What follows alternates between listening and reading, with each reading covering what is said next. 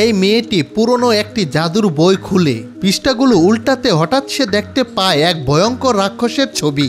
রাক্ষসটিকে ধরতে সে দেওয়ালে একটি পথ কেটে ঘরের ভেতরে প্রবেশ করে। মেয়েটি ঘরের ভিতরে আরো এগিয়ে গেলে দেখে একটি টেবিলে বিভিন্ন রকমের খাবার সাজানো রয়েছে। টেবিলের পাশে বসে আছে এক ভয়ঙ্কর রাক্ষস এলিয়েন। তার সামনে রাখা একটি থালায় দুটি চোখ। মেয়েটি চোখ দুটি হাতে নিয়ে দেখে এবং সে তার ব্যাগ থেকে 3টি পরী বের করে দেয়। এই পরীগুলো তার প্রতি অনুগত। তারা তাকে নির্দেশনা দেয় কোথায় কি আছে এবং গড়ে থাকা 3টি দরজা দেখায়। মেয়েটি একটি দরজা খুলে ভেতর থেকে একটি ধারালো ছুরি বের করে আনে, কিন্তু বেরোনোর সময় সে দেখতে পায় টেবিলে রাখা রসালো ফলগুলোর মধ্যে আঙুল ফল। পরীগুলো বারবার তাকে বারণ করে, কিন্তু মেয়েটি একটি ফল খেয়ে ফেলে। ঠিক সেই সময় রাক্ষস এলিয়েনের 2 হাত কেঁপে ওঠে। ধীরে ধীরে রাক্ষস এলিয়েনটি জেগে ওঠে আর 2টি চোখ তার 2 হাতে লাগিয়ে নেয়।